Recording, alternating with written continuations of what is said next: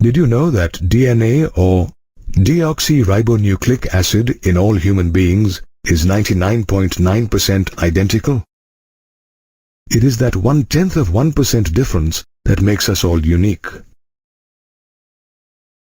DNA derives its name from deoxyribonucleic acid, a type of nucleic acid.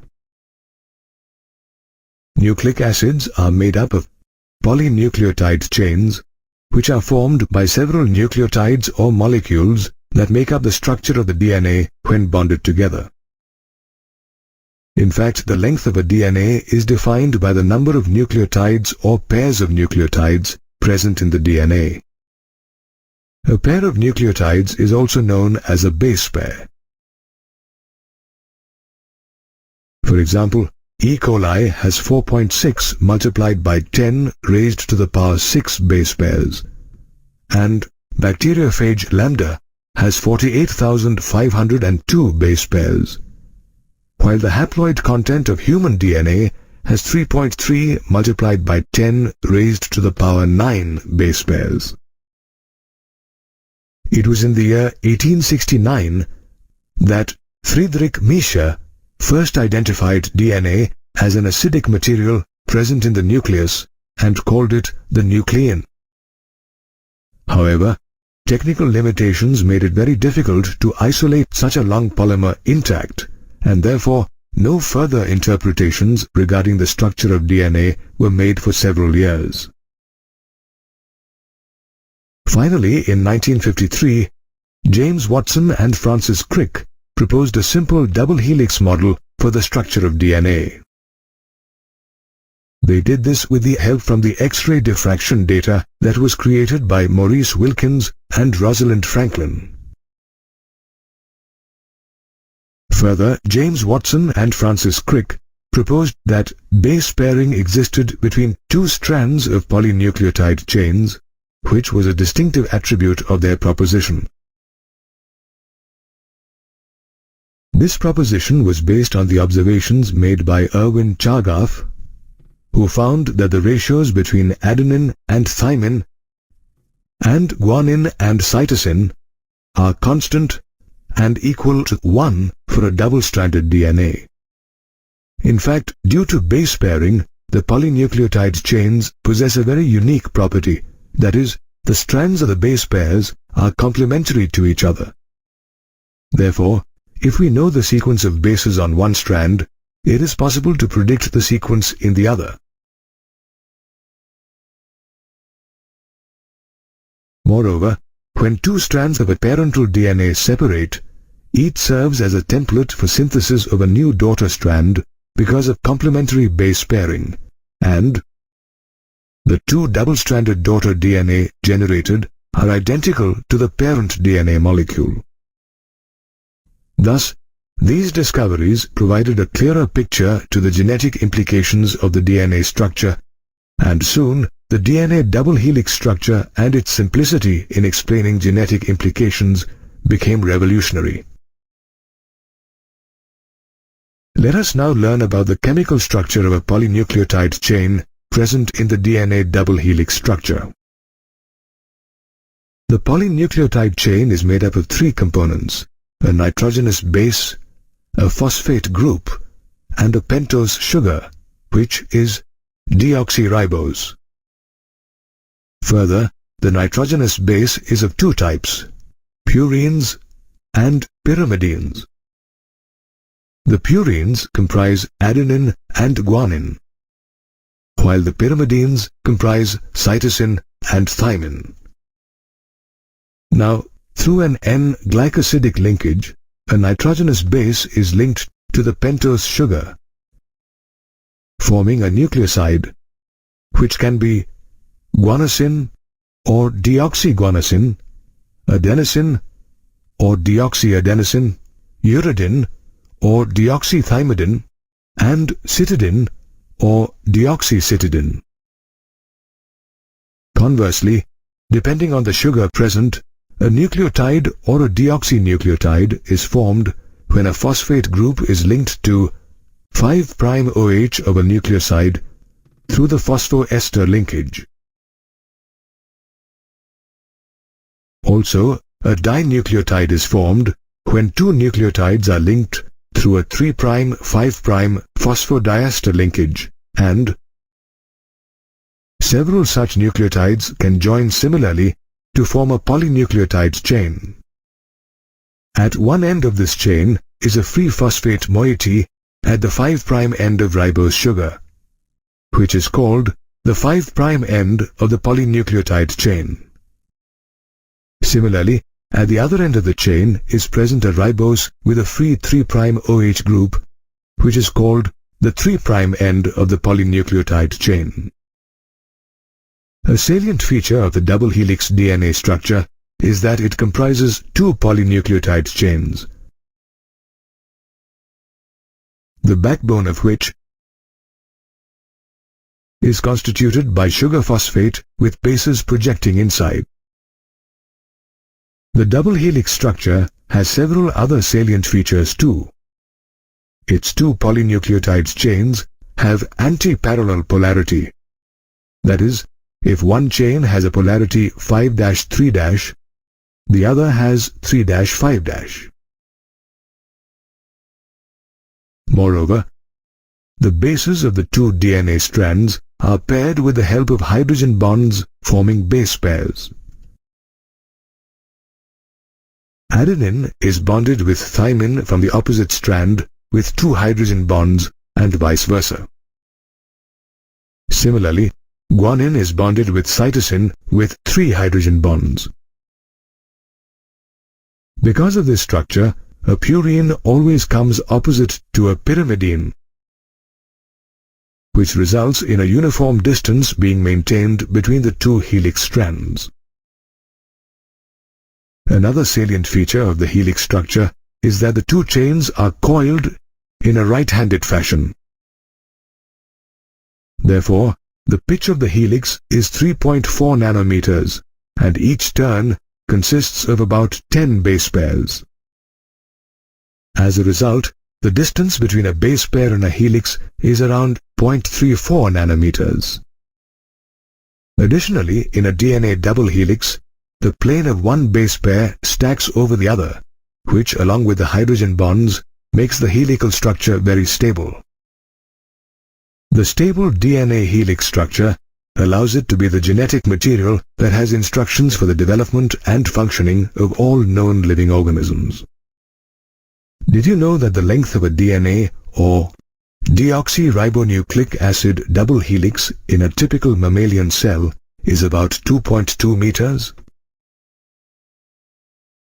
This length is obtained by multiplying the total number of base pairs present in the DNA double helix with the distance between two consecutive base pairs.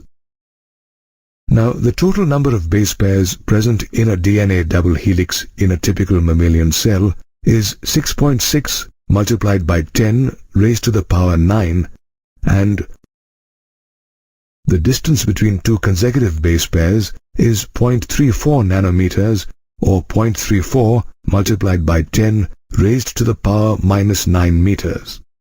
By multiplying these two factors, we get the length of the DNA double helix as 2.2 meters.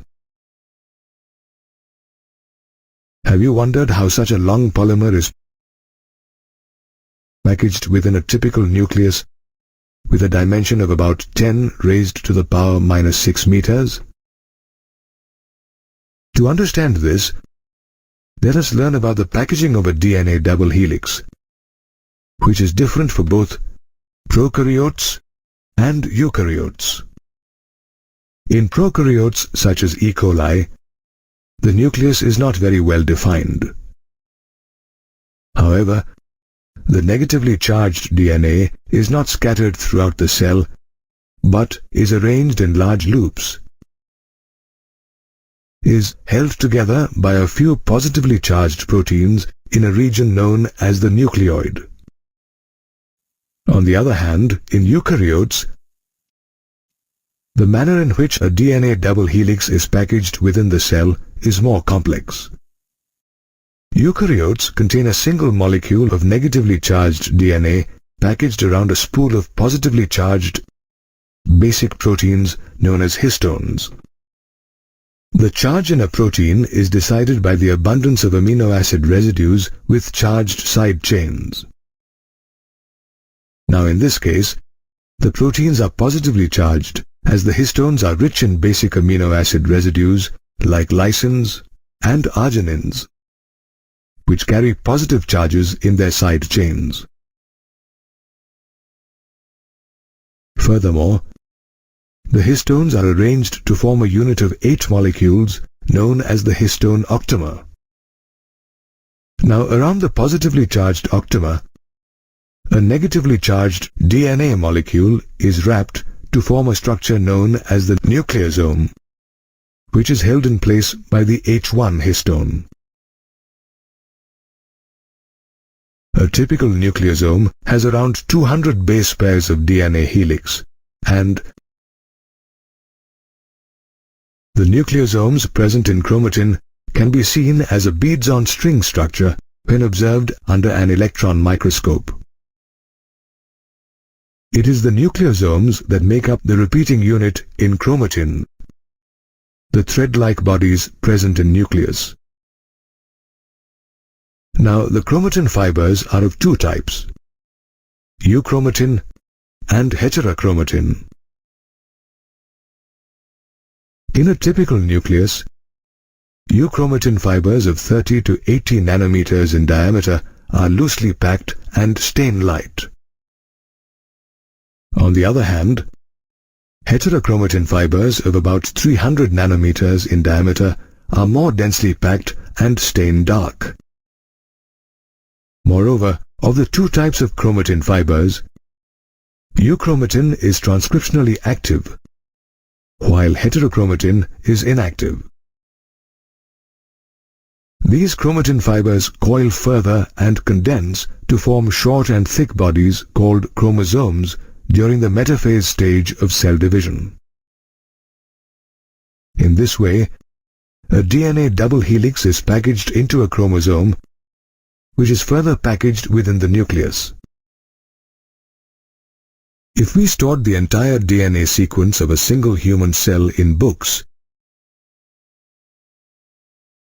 we would have 3,300 books, each with 1,000 pages, where every page contains 1,000 letters. Yes, a human genome, which has about 3 multiplied by 10 to the power of 9 base pairs, can produce such an enormous amount of data. In fact, an ambitious international scientific research project called the Human Genome Project, or HGP, set out to do just that, to determine the complete sequence of base pairs of DNA inside the human genome. More precisely, the HGP aimed to identify approximately 20,000 to 25,000 genes in human DNA. The average gene consists of 3,000 bases. However, gene sizes vary greatly.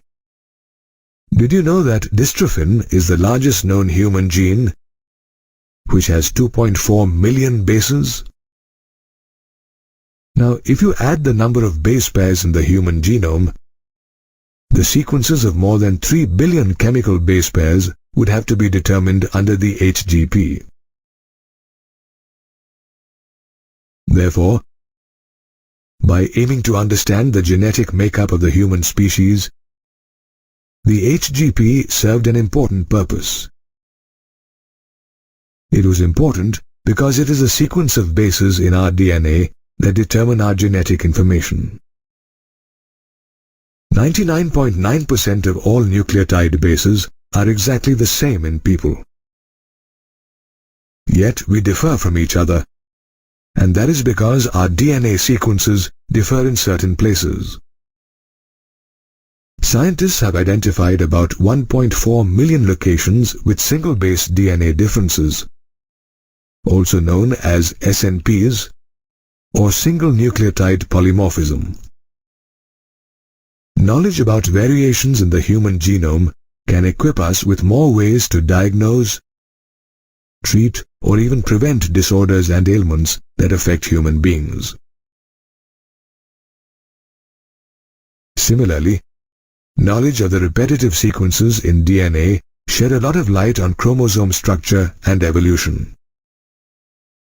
Repetitive sequences, also known as microsatellites, are those stretches of DNA sequences that are repeated many times, sometimes 100 to 1,000 times, in the human genome. Also, they have no direct coding functions.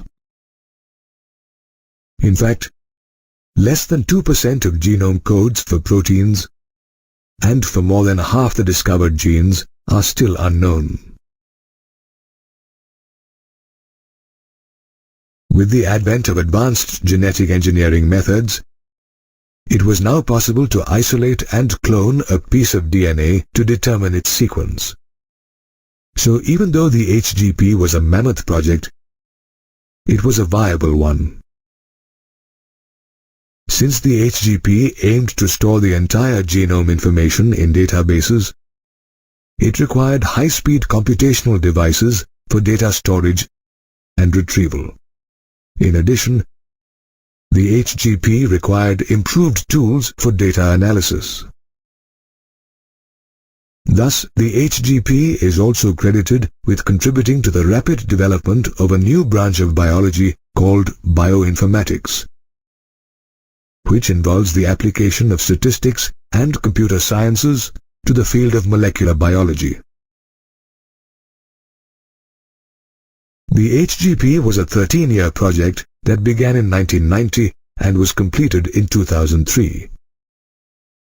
It was coordinated by the U.S. Department of Energy and the U.S. National Institute of Health. Did you know that initially it was James D. Watson, one of the co-discoverers of the double helix structure of DNA, who headed the project? However, in the initial years of the HGP, Wellcome Trust of the UK became a major partner, though more contributions arrived from countries such as Japan, France, Germany, and China, to name a few. Although the HGP had aimed to understand the genetic makeup of the human species, it also focused on several other non-human species such as the bacterium E. coli, yeast, a free-living non-pathogenic nematode called Caenorhabditis elegans, a fruit fly called Drosophila, and the laboratory mouse.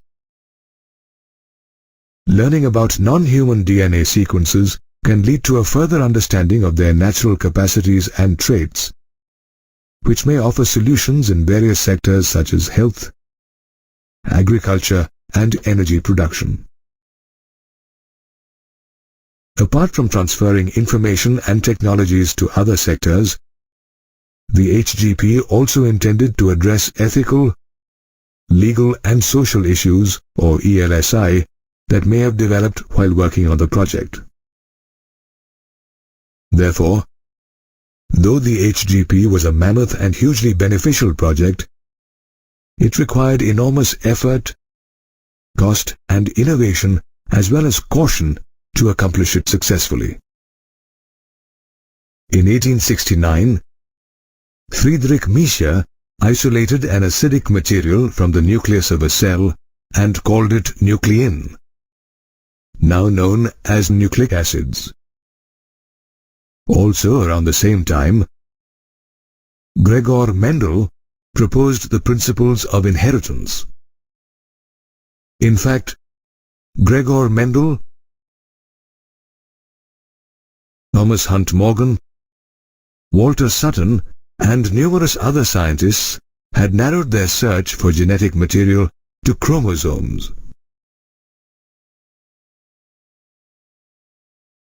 However, as chromosomes of eukaryotes contain several proteins along with DNA or deoxyribonucleic acid, scientists couldn't exactly confirm whether the genetic material was DNA or proteins or both. By around 1926, the search for the mechanism of inheritance of genetic material had reached the molecular level, yet the genetic material had still not been discovered. However, in 1928, Frederick Griffith, a British scientist, conducted an experiment that accidentally demonstrated the transformation of genetic material in bacteria. In fact, Frederick Griffith was in the process of developing a vaccine against the bacteria Streptococcus pneumoniae that caused pneumonia by inoculating the dead microbes along similar lines of Louis Pasteur's experiments on vaccination. Frederick grew the bacteria in a culture plate and found that they were of two forms, the smooth and the rough.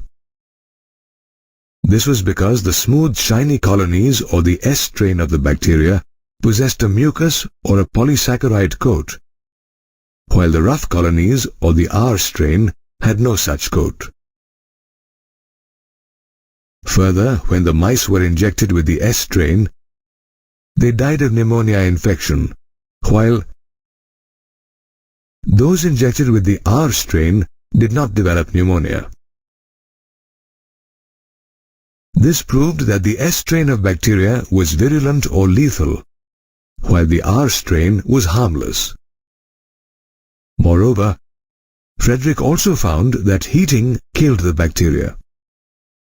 So when he injected heat-killed S strain bacteria into the mice, they did not die. On the other hand, when he injected a mixture of R strain bacteria and heat-killed S strain bacteria, the mice died. Surprisingly, he even recovered the living S strain of bacteria from the dead mice. So on the basis of this experiment, Frederick concluded that the heat-killed S strain bacteria had somehow transformed the R strain bacteria. He also concluded that the reason why the R strain bacteria produced a smooth polysaccharide coat and became lethal or virulent was because of the transfer of some genetic material from the heat-killed S strain bacteria. However, there was still no means to ascertain or identify the genetic material that was transferred and responsible for the transformation process.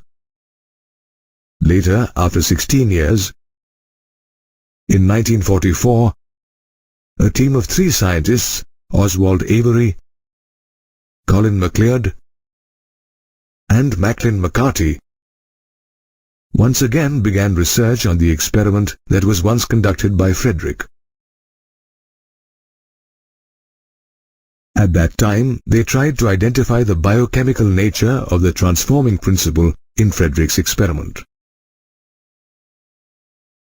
For this, the scientists first purified biochemicals such as proteins, DNA, and RNA or ribonucleic acid from the heat-killed S strain bacteria. They did so to identify the biochemical responsible for transforming the live R strain into S strain bacterial cells. Through their experiments, they discovered that it was the DNA from the S strain bacteria that had transformed the R strain bacteria. They also found that digestion of the DNA of heat-killed S strain with DNase inhibited transformation. Further, the scientists also discovered that addition of proteases or protein-digesting enzymes and RNases or RNA-digesting enzymes did not affect the transformation. This led to the conclusion that proteins or RNA were not transforming substances and implied that DNA was the cause for the transformation. Thus, through their experiments, Oswald Avery, Colin MacLeod, and Macklin McCarty concluded that DNA is the hereditary material in most living organisms.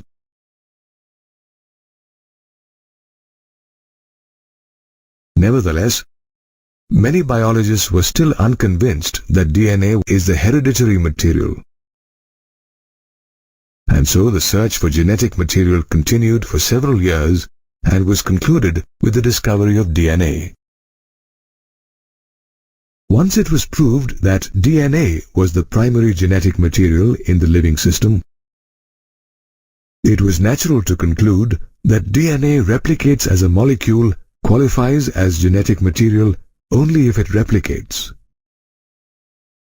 Scientists Watson and Crick, who in 1953 had proved that DNA had a double helical structure, had also suggested a probable scheme for the replication of DNA. According to their proposed scheme, the two strands separated and acted as a template for the synthesis of two new complementary strands. After the replication process was completed, each DNA molecule would end up with one parental strand and one newly synthesized strand. That is why this DNA replication scheme was referred to as semi-conservative. In 1958, to find conclusive evidence for this scheme of semi-conservative DNA replication, experiments were conducted by scientists Matthew Meselson and Franklin Stahl on bacteria Escherichia coli or E. coli, a bacteria that divides every 20 minutes. Meselson and Stahl grew E. coli in a medium that had NH4Cl15 isotope as the only nitrogen source. N15 isotope is a heavy isotope of nitrogen, but it is not radioactive. Many generations of E. coli were bred in the same medium, which was not too hard to achieve since a new E. coli generation arrived every 20 minutes. As a result, newly synthesized DNA too had the N15 isotope as a constituent of purines and pyrimidines. This new heavy DNA molecule was distinguished from normal DNA by virtue of its high density while being extracted via centrifugation in a cesium chloride or CsCl density gradient. Later, E. coli cells were transferred into a medium with normal NH4Cl14 isotope.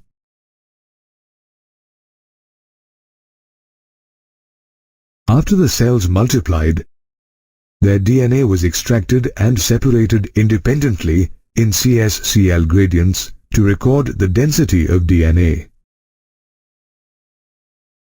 It turned out that DNA extracted from the first progeny of E. coli after the transfer from the N15 isotope to the N14 isotope medium had an intermediate density. It was referred to as hybrid DNA. The next generation of E. coli, which was born after 40 minutes, had equal amounts of hybrid DNA and light DNA. Thus, the findings of the Meselson and Stahl experiment established the validity of Watson and Crick's theory of the semi-conservative DNA replication scheme. Similar experiments were further conducted in higher organisms such as plants and human cells to prove the same. One such experiment was conducted by Dr. J. Herbert Taylor and his colleagues in 1958. In root tip cells of Vicia faba or faba beans, using radioactive thymidine to determine the distribution of newly synthesized DNA in chromosomes. Here again, the experiment proved that DNA replication even in chromosomes was semi-conservative. Therefore, with multiple experiments conducted by different scientists, it was concluded that DNA replicates semi-conservatively.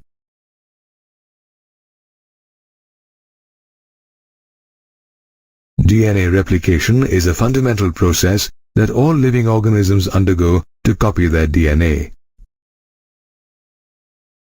It is an elaborate process that requires several enzymes such as helicases, topoisomerases, DNA polymerase, and DNA ligase to catalyze the replication reaction. In a cell, DNA replication begins at a specific point.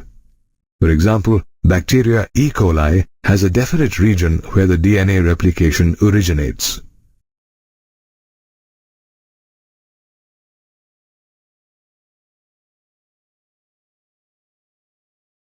Such a region is known as the origin of replication.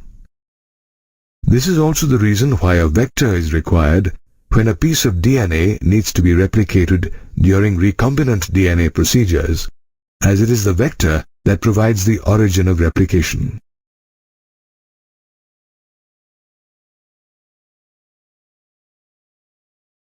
In some cases, like eukaryotes with large DNA molecules, there may be many origins of replication that finally merge with one another. During replication, first the enzyme helicases unwind and uncoil the DNA double helix into single strands of DNA by the breakdown of hydrogen bonds. However, the main enzyme that catalyzes the replication process after it begins at the origin of replication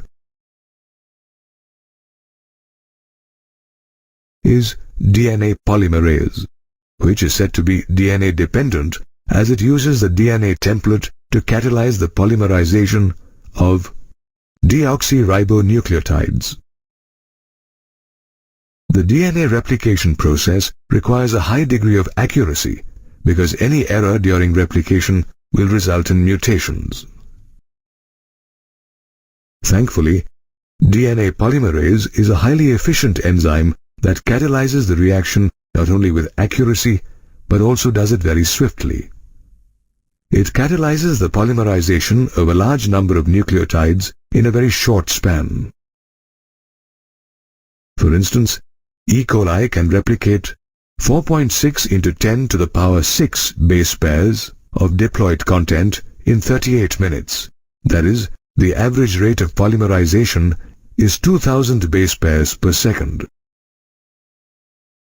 The replication process is also an expensive process in the sense that it requires expenditure of energy. The deoxyribonucleoside triphosphates that act as substrates also serve as the energy source for the reaction. The terminal phosphates in the deoxyribonucleoside triphosphates break down to provide energy as ATP.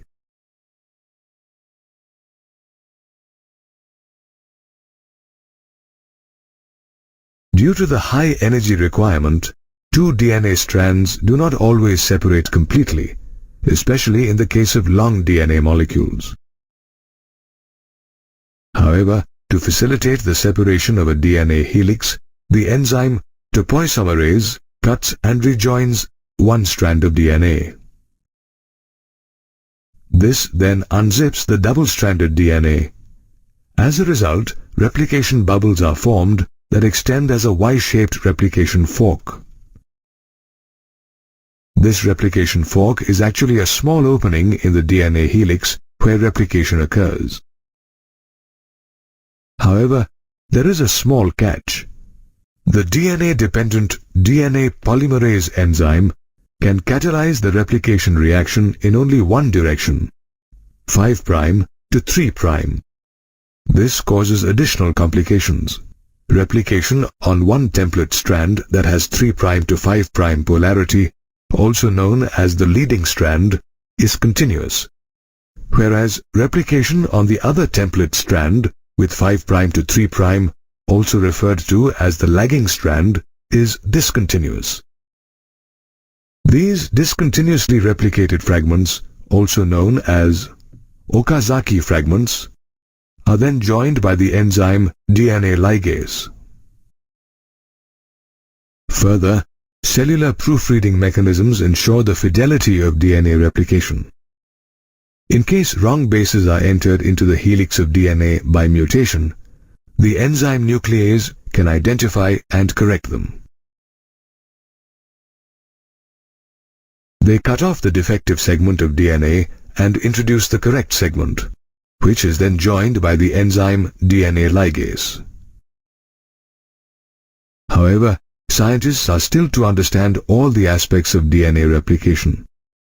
Although it is a known fact that replication of DNA in eukaryotes takes place in the synthesis phase of the cell cycle.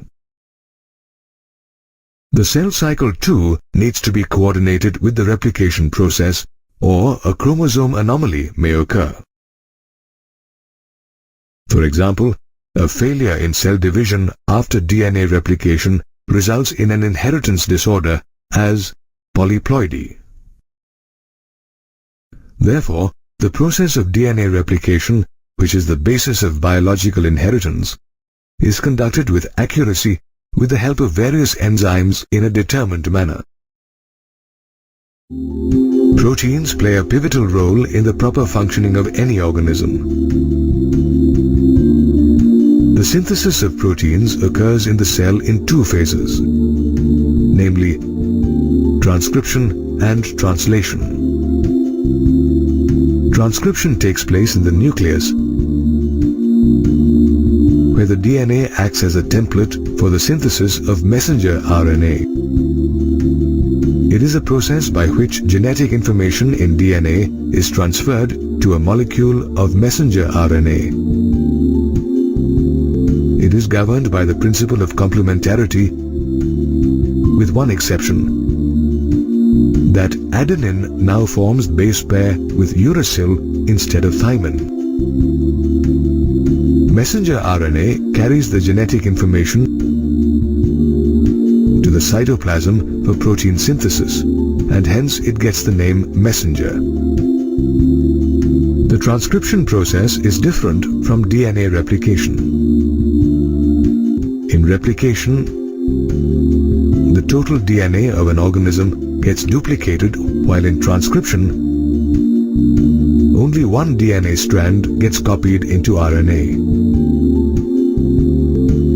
In case both DNA strands act as templates in transcription, two types of proteins will be produced. One with the correct sequence and the other with the reverse sequence of amino acids.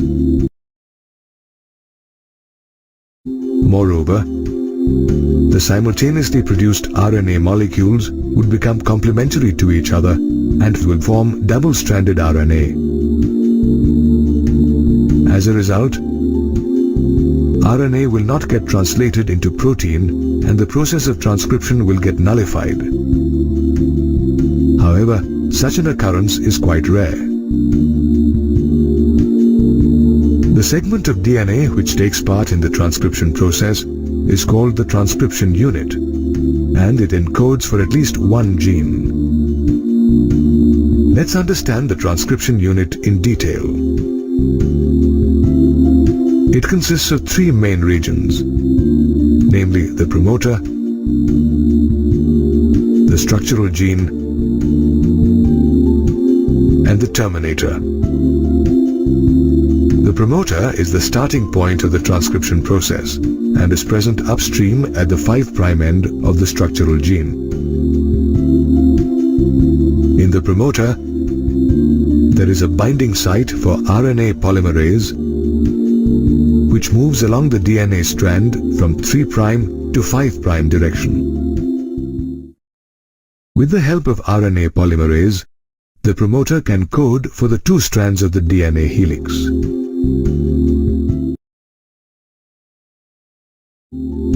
However, these two DNA strands will get reversed if the promoter switches its position with the terminator. The next part of the transcription unit is the structural gene, which consists of two DNA strands having opposite polarity. The strand with the 3' to 5' polarity acts as a template and is called the template strand, while the DNA strand, which has 5' to 3' polarity, is known as the coding strand and is displaced during transcription. The sequence of this strand is the same as that of RNA, except that thymine exists in place of uracil. The structural gene can be defined in terms of a cistron or segment of DNA that codes for a polypeptide. The structural gene in a transcription unit can be either monocistronic or polycistronic. A monocistronic structural gene contains the genetic information to translate only a single protein and is found in eukaryotes. On the other hand, a polycistronic structural gene carries the information of several genes which can be translated into several proteins. It is found in prokaryotes. The monocistronic structural gene has a split gene arrangement, where sequences called introns and exons are present. However, in this gene arrangement, only the exons act as coding sequences. The process of transcription helps remove introns and joins exons as functional messenger RNA.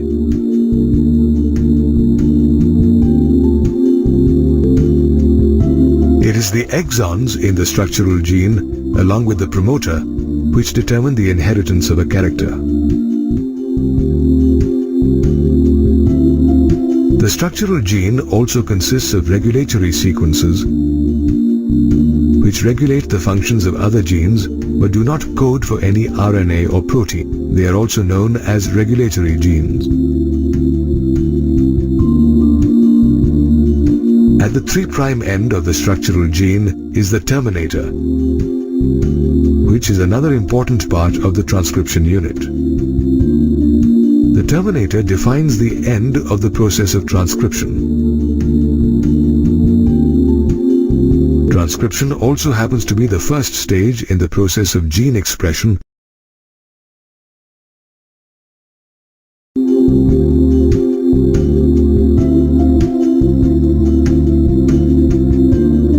As it helps in the transcription of a gene into messenger RNA and encodes for a protein.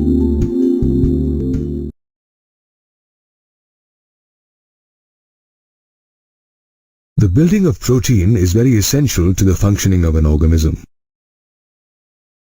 In this protein building task, DNA acts as a master blueprint containing all genetic information about the protein to be created. The genetic information from DNA is transferred to messenger RNA or mRNA through a process known as transcription. Now let's learn how transcription takes place in prokaryotes such as bacteria. The prokaryotic cell does not have separations in terms of cytoplasm and nucleus. Therefore, both transcription and translation processes involved in protein synthesis can take place inside the prokaryotic cell at the same time. In prokaryotes such as bacteria, only one DNA-dependent RNA polymerase enzyme catalyzes the transcription of all types of RNA. There are 3 types of RNAs involved in the process of protein synthesis: messenger RNA or mRNA, transfer RNA or tRNA, and ribosomal RNA or rRNA. The mRNA carries the coding information to the sites of protein synthesis. It helps to put together amino acids to make protein. The tRNA carries each amino acid to the ribosome according to the coded message in the mRNA, while the rRNA provides a mechanism to decode mRNA into amino acids.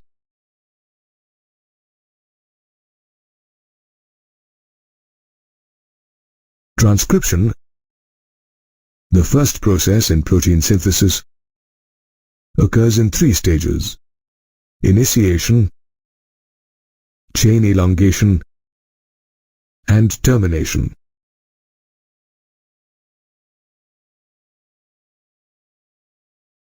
In the first stage, RNA polymerase, along with the initiation factor denoted as sigma, binds to the promoter sequence in DNA and initiates transcription. This helps in the opening of the DNA helix and separates the two DNA strands. Now, the second stage of transcription, called elongation, begins. In this stage, the RNA polymerase builds a strand of RNA using one of the DNA strands as a template. RNA polymerase uses nucleoside triphosphates as substrates and polymerizes using the law of complementarity. This RNA chain growth takes place in 5' to 3' direction. After chain elongation commences, the sigma factor dissociates from the RNA polymerase and can be reused. The final stage of transcription is termination, in which the polymerase, along with termination factor represented by Rho, reaches the terminator region, and newly created mRNA fall off along with the enzyme. This marks the end of prokaryotic transcription.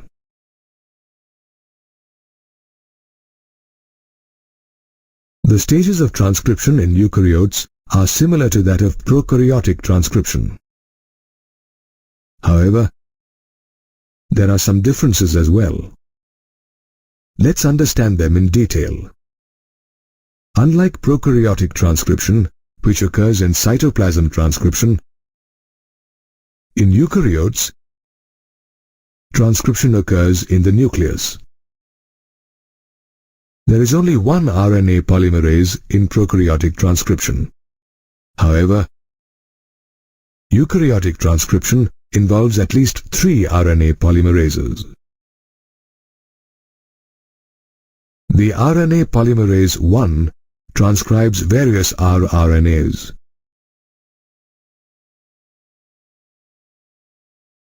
On the other hand, RNA polymerase 2 transcribes the precursor of mRNA, known as heterogeneous nuclear RNA or hnRNA.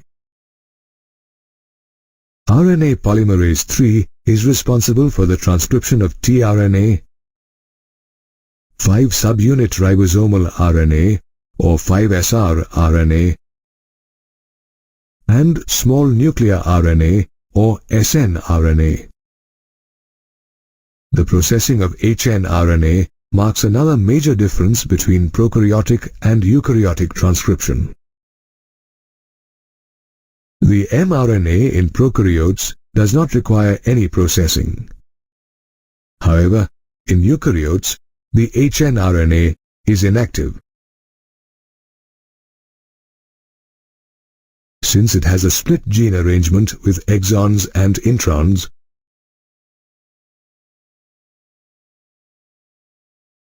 and hence it has to undergo processes such as capping, splicing, and tailing. The first process is capping, which involves an unusual nucleotide called methylguanosine triphosphate being added to the 5' end of the hnRNA. Capping helps mRNA to bind with small ribosomal subunits during protein synthesis.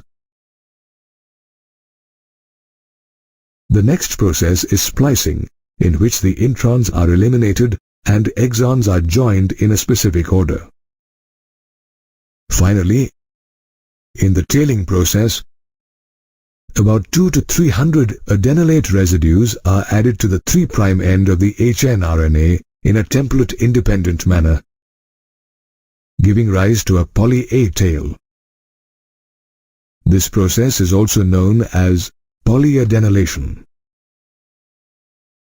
After these processes, the hnRNA becomes mRNA and the transcription process ends.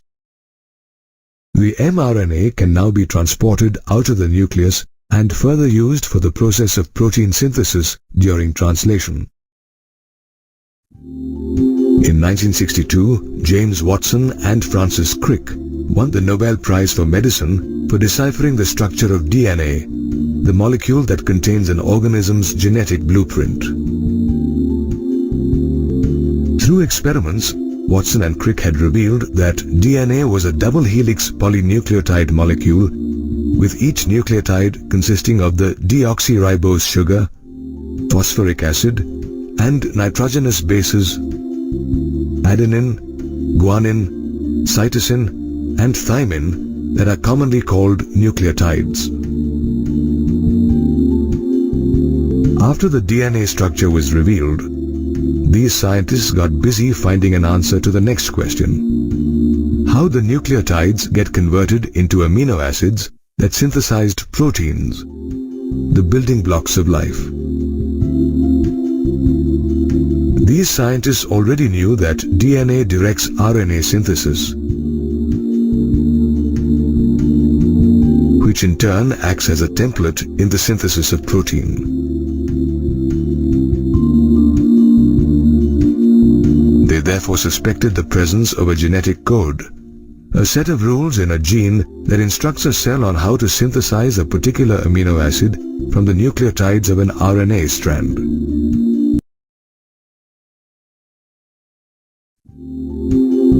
The scientists now had only one aim: to decipher this genetic code.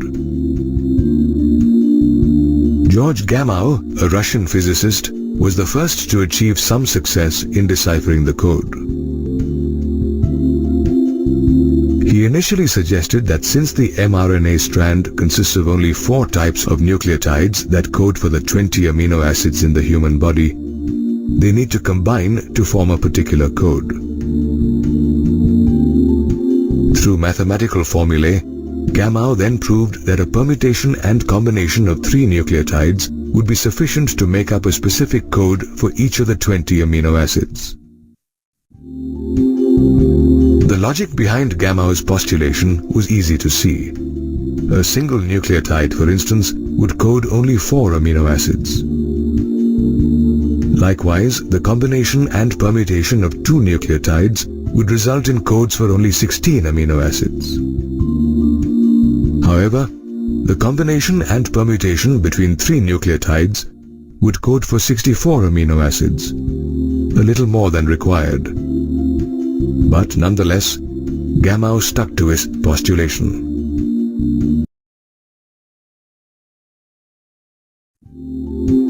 Though scientists were now aware that a combination of 3 nucleotides was all that was required to make a particular code, they had another question: which combination of nucleotides coded which amino acid?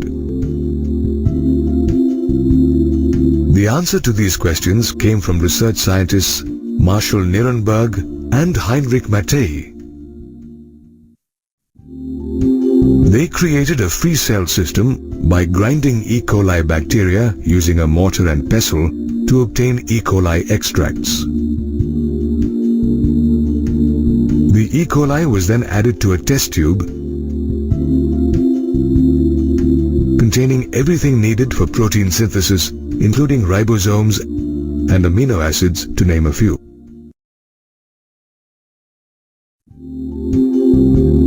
However, the test tube lacked an mRNA, without which protein synthesis was not possible.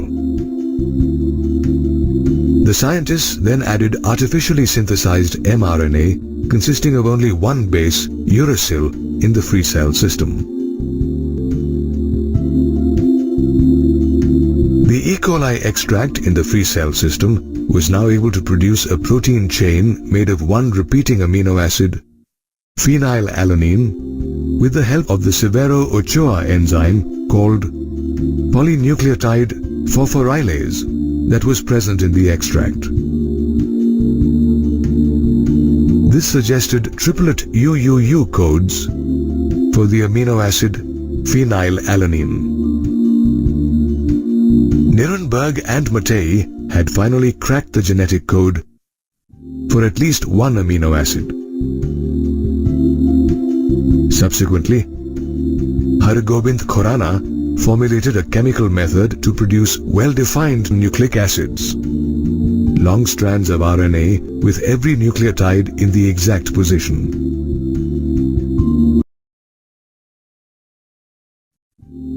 This helped determine the rest of the genetic code, which was expressed in the form of a chart. Today, we know that the genetic code is an array of 64 codons, a sequence of 3 nucleotides on an RNA strand that encodes a specific amino acid during protein synthesis. Of the 64 codons, 3 codons, UAA, also called ochre, UAG, also called amber, and UGA, also called opal, act as a stop codon, which means they terminate the translation process and as such don't code any amino acid. Hence, they are known as nonsense codons or termination codons. The rest of the 61 codons code the 20 amino acids found in the human body.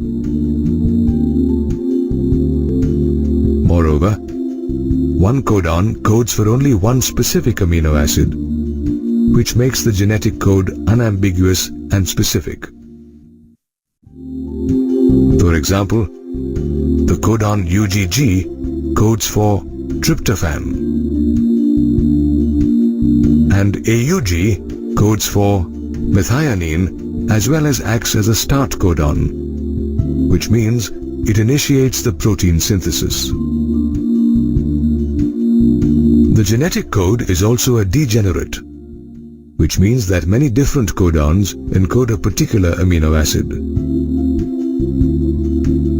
Take the case of serine, which is coded by 6 different codons including UCU, UCC, UCA, UCG, AGU, and AGC.